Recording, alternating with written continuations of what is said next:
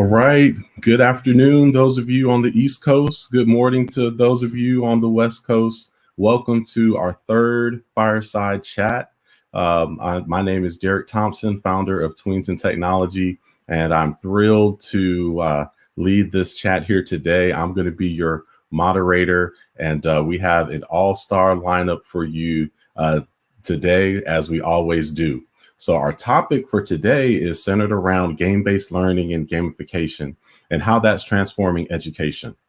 So we have our friends at CodeCombat with us today that has teamed up with us to put together Python courses that have really helped our students learn and grasp the fundamentals of Python. So again, we're really excited to talk to you today. This is for, if you're an educator, you're going to definitely get something out of this today. Teacher, you will, parents, students, this really is for everyone to just really understand how gamification has evolved, how to use it more, and to just really help your students grow and learn with this type of learning. So we're going to jump right into it, and you're here to see our students and our CodeCombat guests. So let's get started. So I'm going to introduce them one by one. So first, I'd like to introduce to you Charlotte Chang from CodeCombat. She's the senior curriculum developer. Hi, everyone. I've been working in curriculum design for about 15 plus years. I'm also a hardcore gamer. We have a wall of board games at home and play video games with my husband and now my daughter as well. Nice to see you, everyone. All right. Thank you for being here. It's an honor to have you. All right. Well, next, let's bring in Miss Julie Molnar. She is the lead curriculum developer for CodeCombat. Welcome. Thank you. It's so great to be here. And I also have been in educational publishing for 20 plus years. And before that, did some high school teaching. So no stranger to this type of education discussion. But game-based learning is something that has really transformed, as Derek said, education. So I'm really excited to talk about that today. All right. Thank you. Thank you.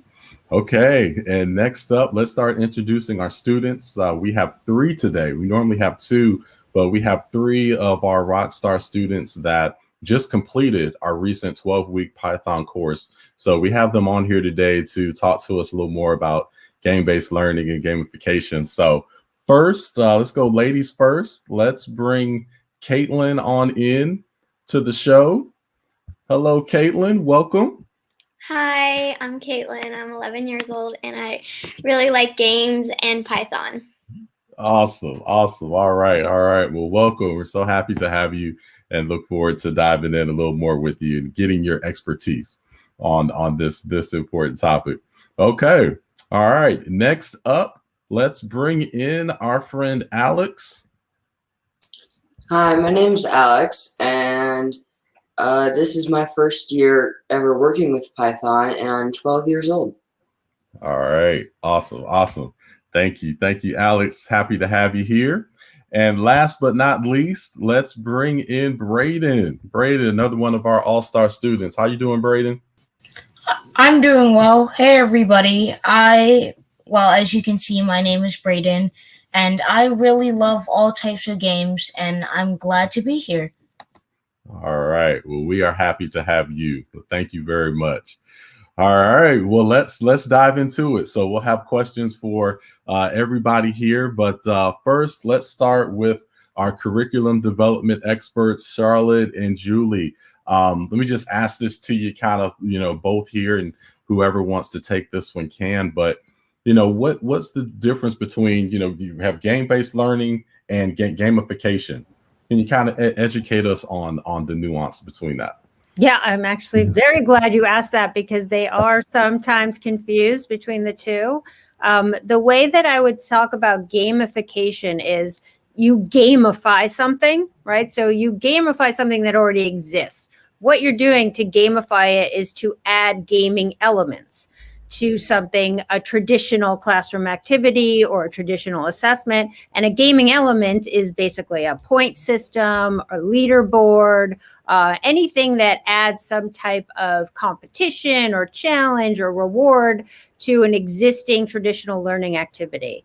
And game-based learning is different. Game-based learning is the actual learning activity itself. So a game-based learning activity could actually be an entire lesson, it could be your entire semester, or it can be the entire year.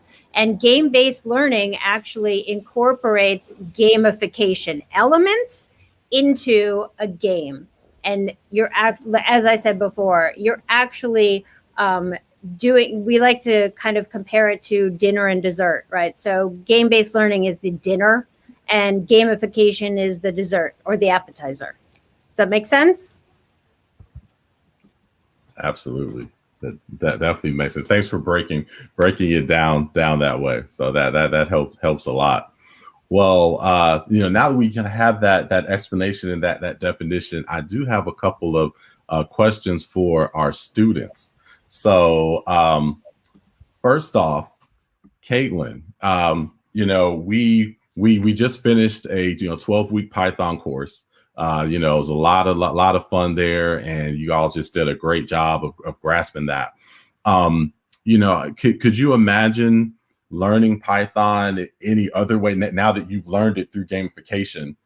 How easy was that, and could you imagine learning it any other way now?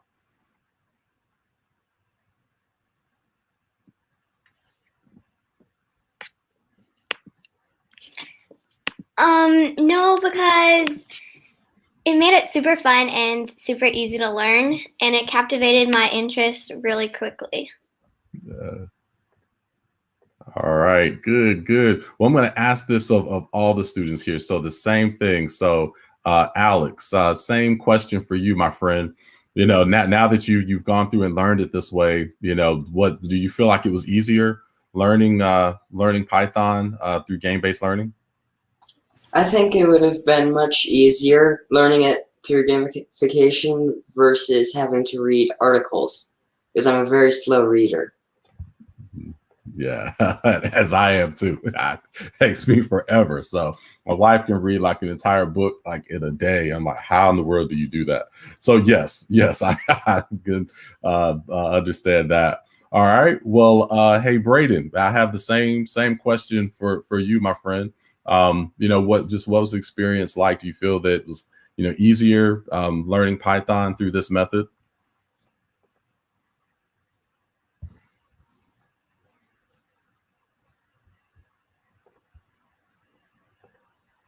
Braden, are you able to hear us?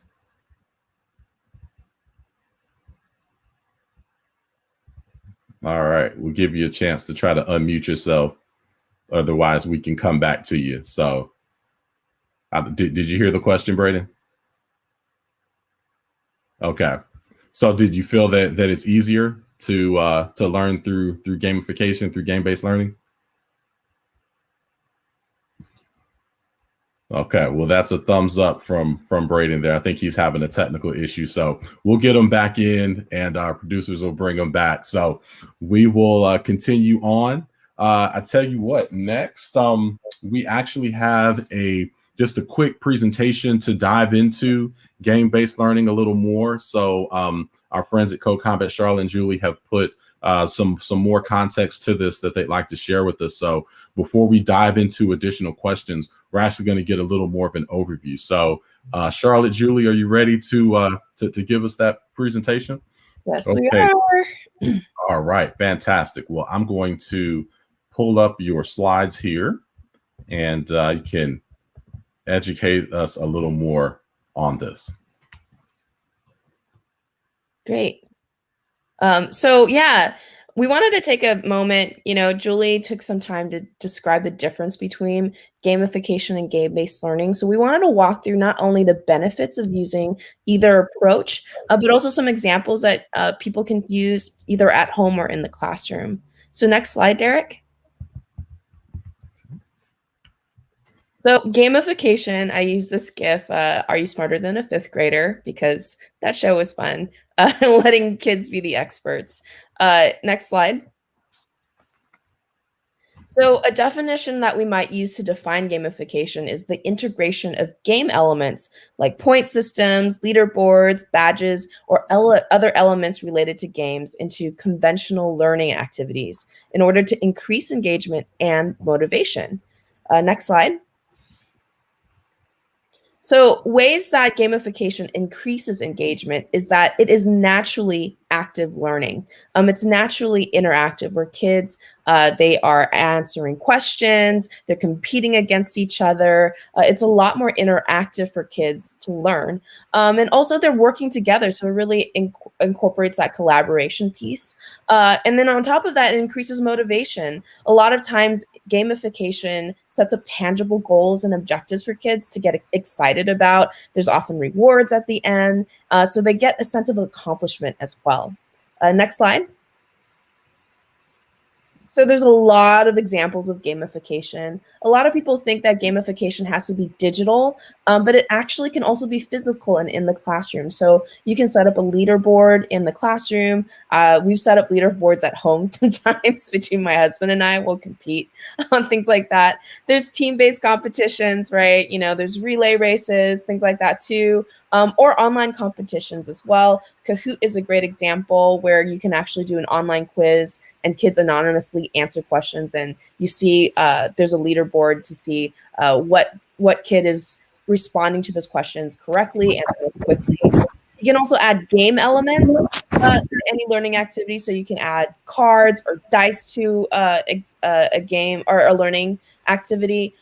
Jeopardy style questions. So I used to do this. You put a Jeopardy board in your classroom and kids are taking turns answering and earning points that way. And there's also ways to add badges. So earn achievements in your classroom. So Class Dojo is a great platform where you can actually give out badges to students. And I wouldn't mind trying it at home too.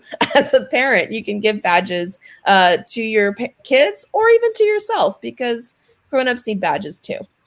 Julie, you want to take over game-based learning? Yeah, next slide. Okay, so as we said, game-based learning, you're going to find that a lot of the things that Charlotte mentioned as far as the advantages and the benefits are pretty much the same for game-based learning. So go ahead, next slide. We have a definition here of game-based learning, and game-based learning is the actual learning activity, which is intrinsically game-like, and the learning process comes as a result of playing the game. Next slide. So game-based learning is great for, as I said, a lot of the same things that gamification is. So we have active instead of passive learning.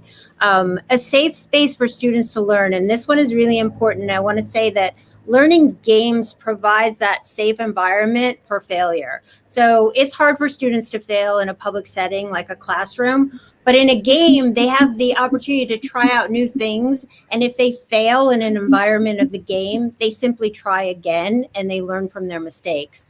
Instead of education that's based on rote memorization, games are based on like experimentation and trial and error. So it really promotes that learning from your mistakes. And the agent gives us agency and voice and choice. And what we mean by that is really that the player, the student, gets to make a lot of the decisions. So students love feeling empowered to make decisions, and they don't really get a lot of opportunities in a traditional classroom to do that, to take ownership of these decisions. And game learning gives them that opportunity. It's also great for integrating differentiated learning styles and differentiated teaching styles. The levels of a game, there are usually multiple levels. It allows a student to progress at a pace that they're comfortable with. Games always provide instant feedback, and everyone in education knows that instant feedback is the most productive thing for a child to learn.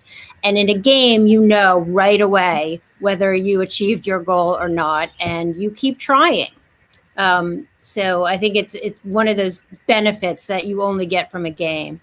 Obviously, we say it develops their confidence. There's a lot that inherently in a game, there are goals that students need to achieve. And students tend to, when they're in a game environment, keep trying until they reach that goal. And that's where they develop that confidence. It also develops that higher order thinking skills, logical thinking skills, because they're built around that player choice scenario. And the students have to think about what they're going to do next, what's the logical choice to make, and they have to sort of plan ahead their next move. So that is a really higher order thinking skill that students are going to need later in life. Next slide.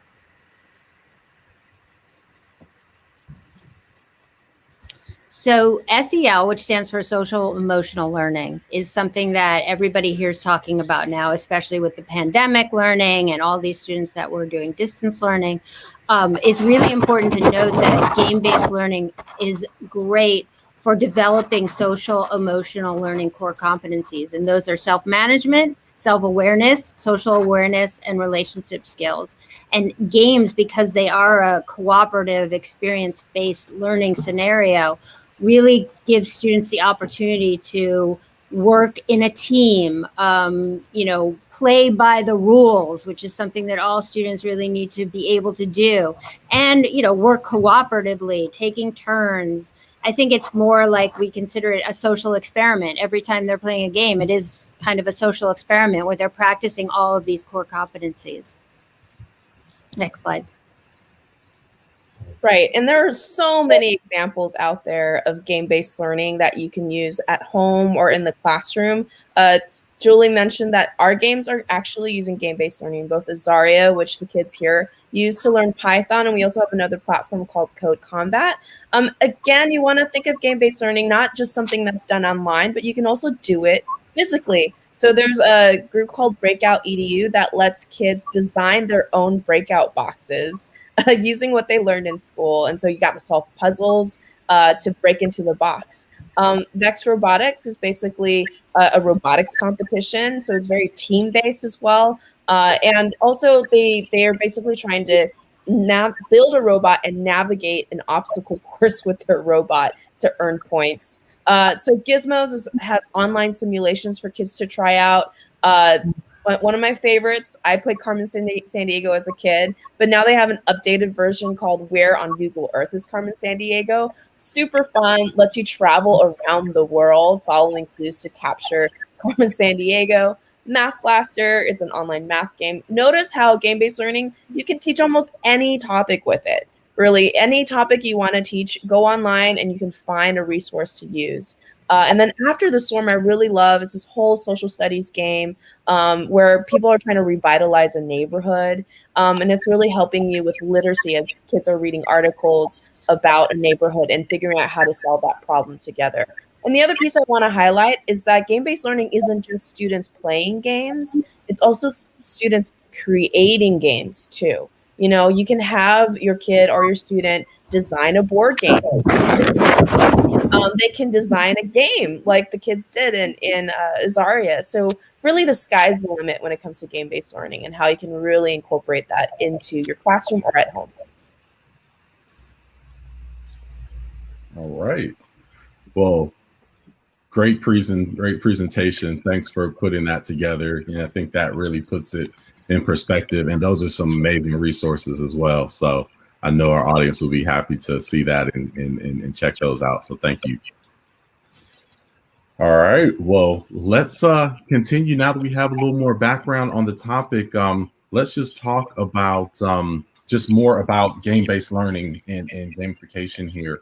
So I want to ask the students a question. And Caitlin, we'll start with you. I noticed when we had our 12-week Python course that you all completed, you at the end of that course, you had to present your game. Y'all did a fabulous job with that. But one of the things that stood out to me was the confidence that each of you had when you presented your game. Caitlin, can you just tell us, why you felt so confident or appear that way when you presented your game? Well, I've done a lot of presentations in school and stuff, and I make presentations for books and literature, and I design games for grammar and present them in class. So yeah. All right, great. Again, did a great job. Alex, same question for you. Why were you so confident presenting that game? Well, I knew that everyone was super helpful, so if I made a mistake, I could just know that they would help me out and make it so I wouldn't have the same mistake. Yeah, absolutely. Yeah, definitely. There was a certain teamwork and camaraderie that I felt that we had during the process. So I think that was another reason. Braden, what would happy to have you back, man. What would you say was the reason why you appeared so confident when you presented your game? Well, similar to Caitlin, I had done a lot of presentations in school, and it's more of a natural thing for me that I can just present and not have a whole lot of problems with presenting, and it's something I like doing, so that makes it even better. Good.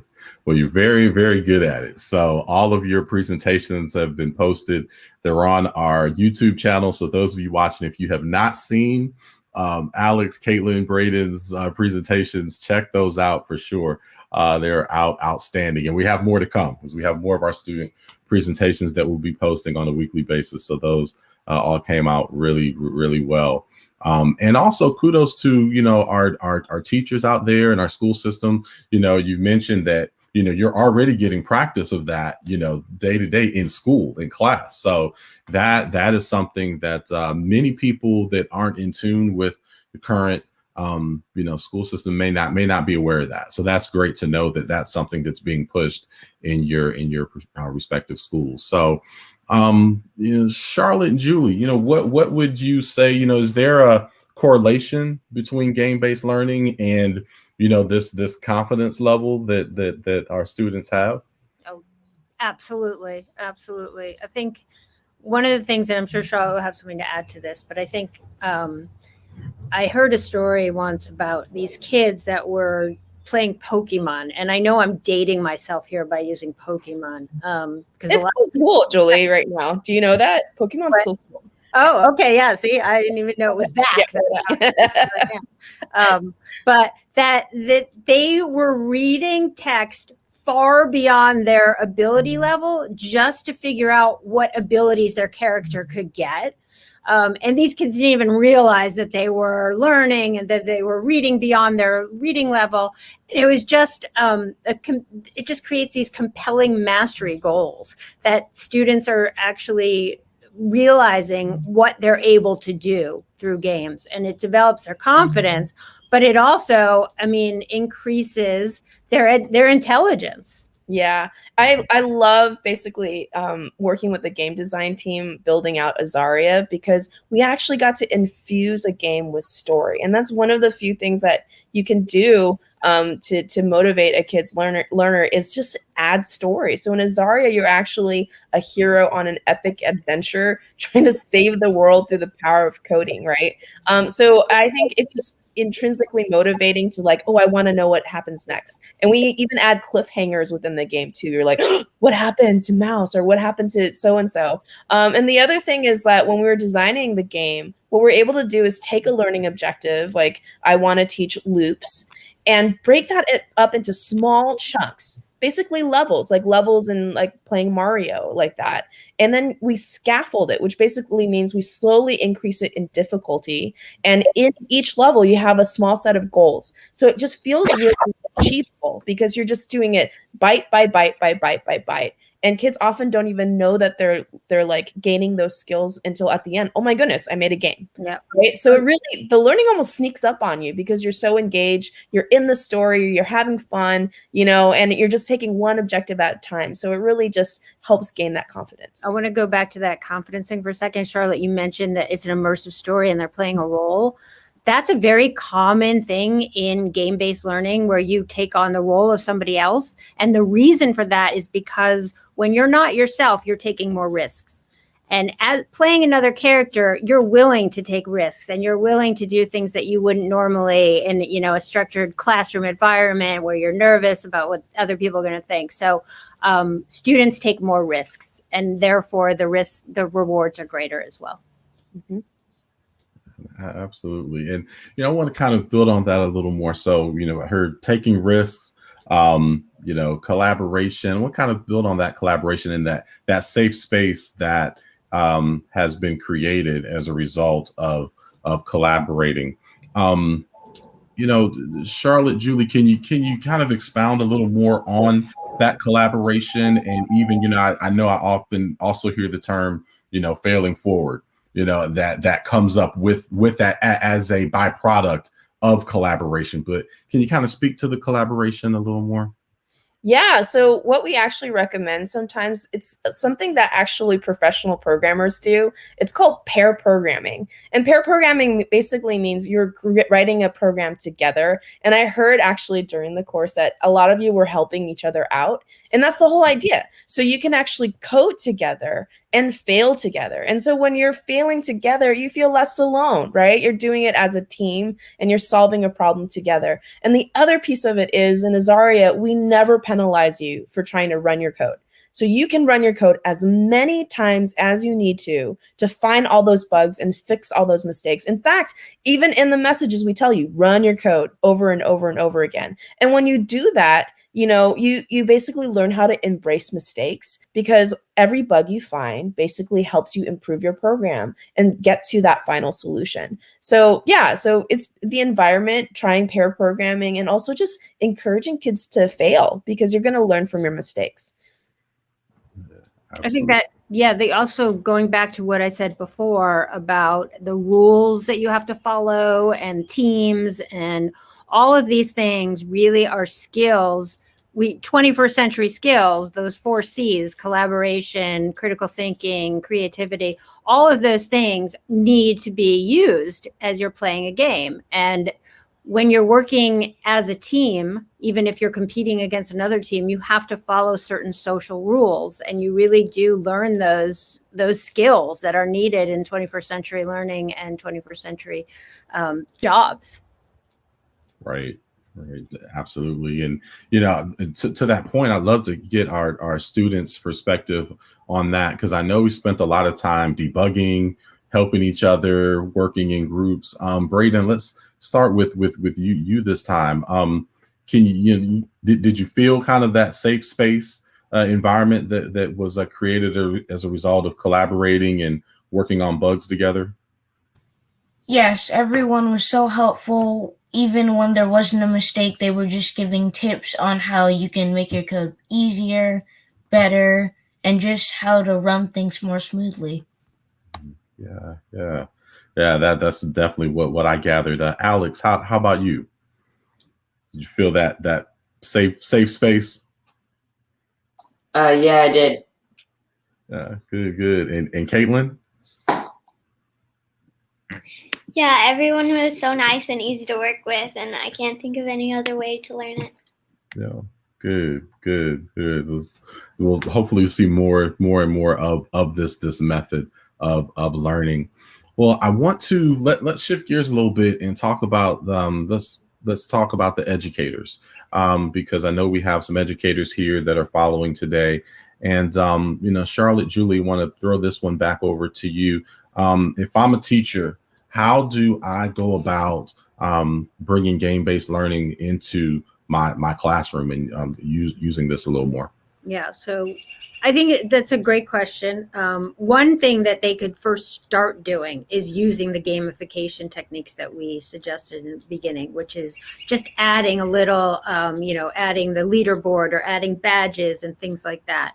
But what I would suggest, and if you want to do game-based learning, I would take an actual unit of study. So if you're planning, let's say you are a computer science teacher, and the next term you're going to be teaching computing systems, let's say, maybe input and output or hardware and software. Let's think about how can we turn that entire unit into a game. And there are many steps that you would want to follow. So it's not something you can just all of a sudden create. Just like as you're doing a lesson plan for that entire lesson, you're going to spend time doing it. The first thing you want to do is figure out what is the objective, right?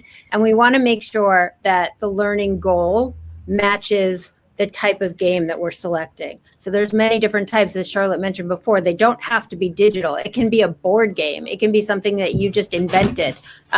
So we want to make sure that whatever you're choosing actually works well with that learning objective. And I'd say, we go through a lot of this in our professional development course, like step by step, how to plan a game-based learning unit. And one of the things that we recommend is that you get input from your students on what types of games they like to play, so that you're already ahead of the game with the engagement level. You know that they're going to like it. So if all your students say we like video games, maybe you should think about planning some type of game like Ozaria, because that might be the best way to engage them.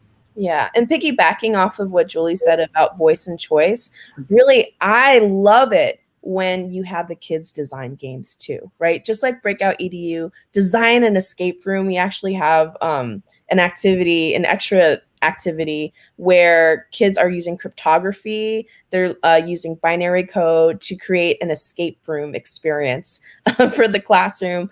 Or kids can design their own board game. I remember doing that all the time. And I think Caitlin said you designed a game for English.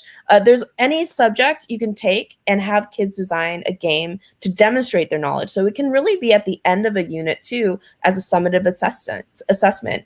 And it's really fun. Kids can work as teams to create these games and really think about the objectives. Think of them as a designer too. So then they're practicing the whole design thinking process as well. And also it's a lot less work for you, right? Because they're designing the game, not just you. Yes, yeah, and excellent points. Oftentimes I think if most people think about it nowadays, you think about game-based learning or gamification, you automatically go to digital and think that it has to be in that format, and that is not the case. So it's great points there, and hopefully those are tips that can help those educators bring this into their classroom more and getting the input from the students. So you definitely needs to be something that you're into, that you like and enjoy. So if there's a consensus on the type of game that students want to use, then that you should kind of go down that path. So great info there. I want to just come back to the students for a second and just get a pulse on, how much are you currently learning through game-based learning now? Alex, we'll start with you. Are you using game-based learning anywhere else outside of Tweens Technology? No, not really. Okay, that's interesting to know. How about you, Caitlin? Except for Kahoots. Except for Kahoots. Oh, okay. Yeah. Yeah, good point. How about you, Caitlin? Yeah, in math, I'll do like things we call matho, which are basically bingo maths. And in literature, we do Jeopardy. And in grammar, we make games. Good. Okay. Yeah, so mixture there. How about you, Braden? Yeah, I use Kahoot sometimes for especially like ELA and its review, and right before an assessment, we would just play a quick Kahoot to see what we know. Oh yeah. Kahoot is great. That's so fun. That was definitely one of the highlights of our Saturday sessions. We'd always start with that just to kind of get our brains working, and got pretty competitive also. And I just wanted to add in, grown-ups use Kahoot too. So we use it at our all hands meetings, and we've done like just to show what we know about our own company and things like that. So it's not just for kids. Yeah, great point. All right. So we talked about educators, teachers, and how they can utilize game-based learning more. How about the parents? Charlotte, Julie, what are your thoughts on, if I'm a parent, I have a child, and I'm really like what I'm hearing about this whole game-based learning thing. How can I get them more engaged in it? Oh, I could talk forever about this. And Julie, feel free to add on. I have a 2-year-old. So start them young. I know a lot of people worry about screen time. Again, the board games. There's a reason why we have a wall of board games. And the bottom shelf are all games that are accessible and appropriate for our little one. and we play the games with her, and she loves it. And it's the turn taking. You're just practicing that social emotional learning. And because of that, they start learning the rules of gaming, right? That, oh, you're taking turns, there's a winner, there's a loser, and that's okay. And then as you're getting more advanced, you can do more advanced board games that actually tackle some really advanced topics. For example, we went through a global pandemic. There's actually a board game called Pandemic where you work collaboratively as a team to defeat the pandemic that's taking over the world. And you actually are taking the role of different types of scientists to defeat that pandemic. So by playing that game, they're getting exposed to how science tries to tackle pandemics. So that's just one example of many, many board games that you can do. And also, if your kids are loving video games, play with them. Get a sense of why they love the video games, why they're playing it. And that can really help you piggyback off to showing other games that they can play that have some learning inside, like Azaria, right? So basically just engage with them. Part of it is just playing games with your kids, which I personally enjoy. Oh, right. I was just going to say, fine, adults love playing games as well. One of the things that I definitely recommend, as Charlotte was saying, though, younger kids, of course, they're always learning. That's how they learn. When they're tiny little babies and they're playing with blocks and things, they're actually learning. But I think when, as they get older, everything that they do in a game scenario is an educational experience. So I'm thinking back to the board games that I was playing as a kid, like Clue.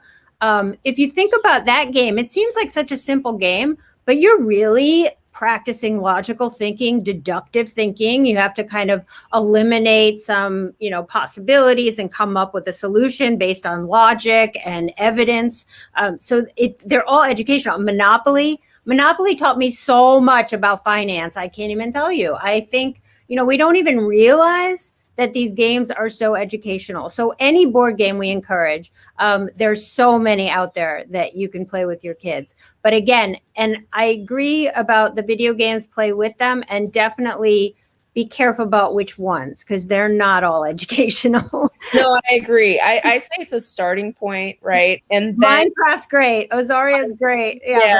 Lego is the best. If you can ever get your kids to play Lego, I can't even, like, this amount of skills that they use to construct those Lego things. And if you can't tell, Derek, we can go on and on. Just one more point is also design games with your kids and encourage them to design games. They're inherently educational. Yeah, just designing it's inherently educational. There's documentaries out there like Game Master where they show how people design board games. And one of them, it's a father and daughter duo. So the father designs the game and the daughter draws all the artwork for the game.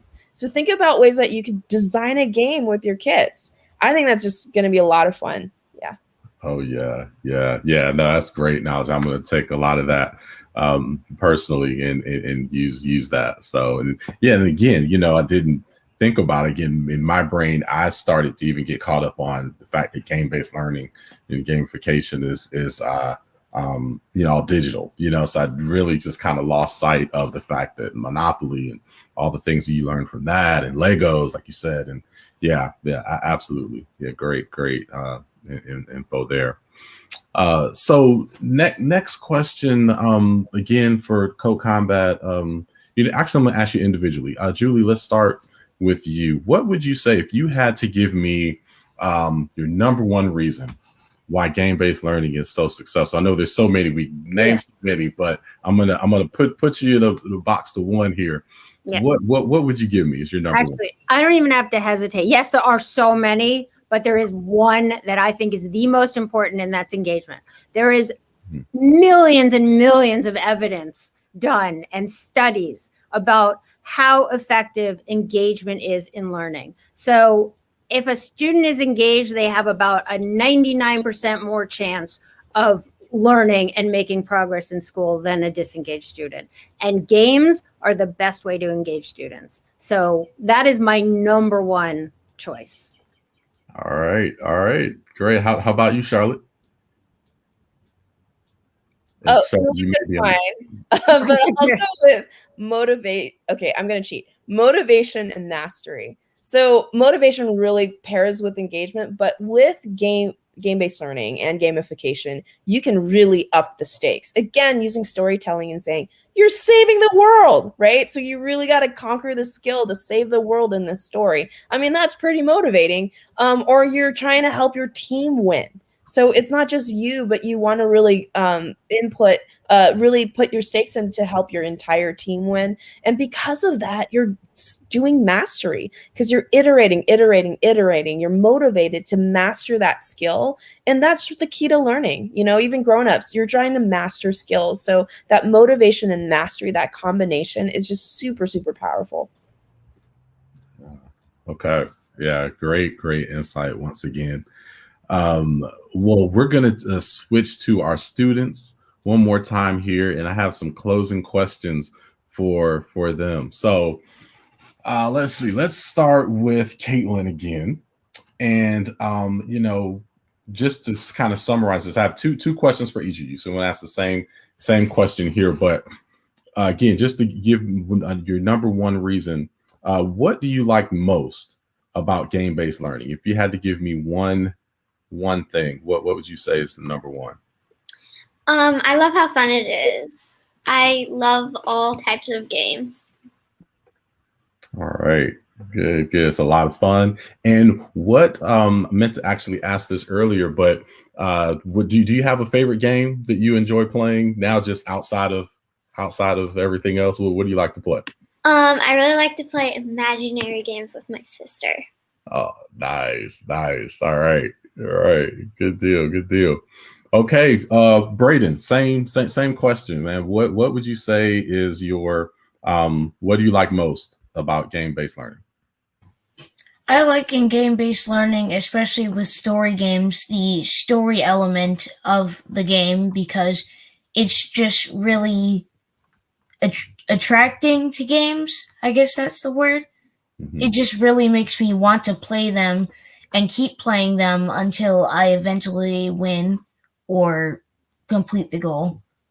Yeah. And what would you say is your favorite game so far right now? I'd say games with people, like teamwork games like kickball or football or basketball, stuff like that. Yeah. Okay. All right. Good. Okay. And Alex, we're gonna end with you. What do you like most about game-based learning?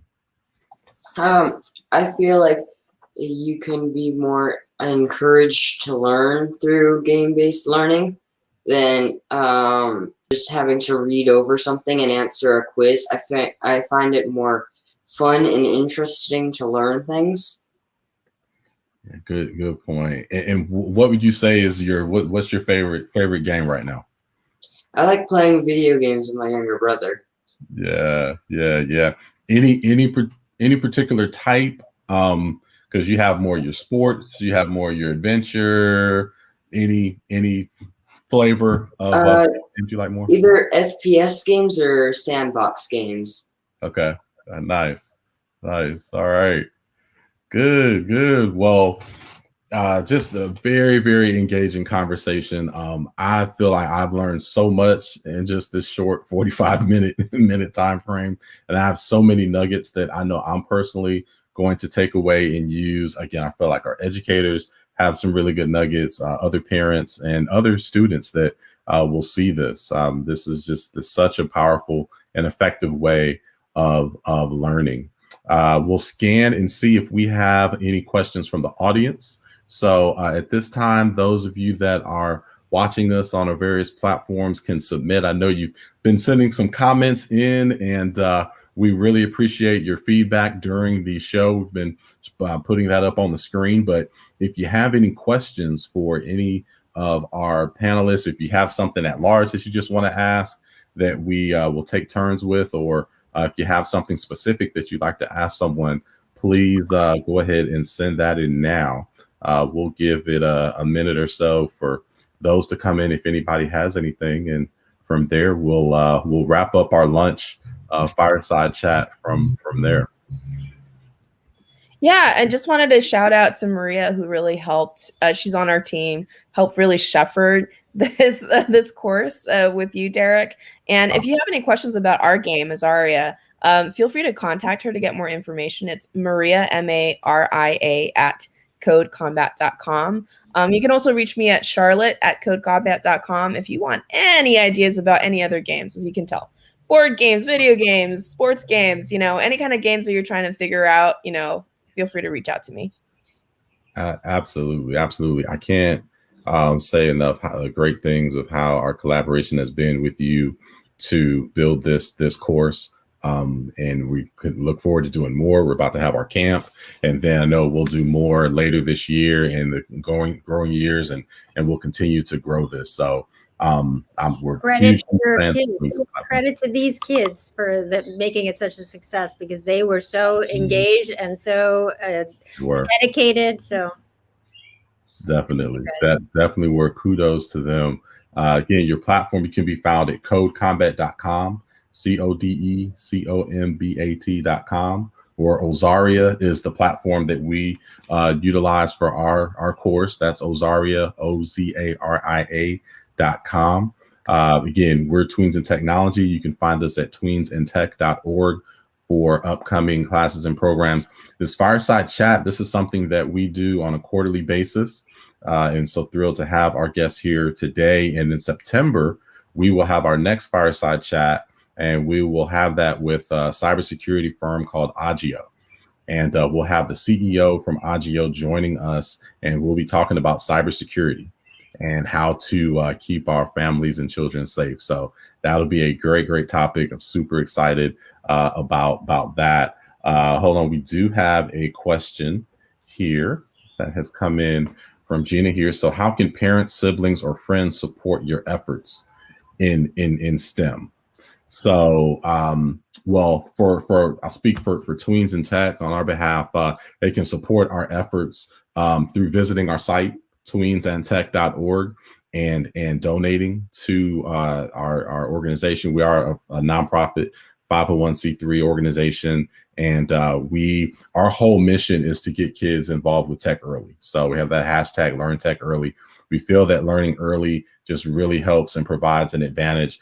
And we have several sponsors and donors that allow us to make the technology more accessible and available for everybody. So if you want to support that, you can via financially or even through volunteers, because volunteers are the backbone of our organization. So we have so many volunteers that have helped us through our camp, helped us for the 12-week course that we had, that love tech, love helping, and volunteered so much of their time to make this possible. So that's our model and how we get tech out to as many children as possible. So thanks for that question there.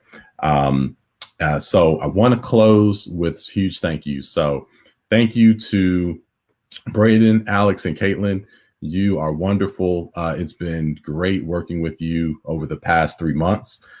We look forward to seeing some of you in camp and beyond as we continue to we grow your Python skills and maybe get you into some other pieces of technology. So you're just wonderful. Thank you so much. I want to thank CodeCombat for everything. Charlotte, just thank you for all of your time, everything that you've done, and for being here. And Julie, for everything, all the customization that you've done for us behind the scenes and really helping our courses be as great as they are. So we just really appreciate your time, energy, and effort. So we thank you, and thank you, Kathy, for the great message there. So tell you what, I'm gonna give the final words to Charlotte and Julie. Give us your closing remarks here to send us home today. Play games. Just go home and play some games. Find a game, play with your loved ones. It's just fun, and it really just activates that creative mind too. Yep. Great. All right. Well, we will share this again. This is on YouTube. You can check it out, and we'll also post the presentation deck that you presented on our website. So you'll be able to go to tweensandtech.org within the next 24 hours and see that deck if there are resources there that you want to grab. All right. Great. Well, thank you all so much. Have a wonderful weekend, Father's Day weekend, and enjoy Juneteenth as well. So thank you all very much. Thank you. Bye, everyone. Bye.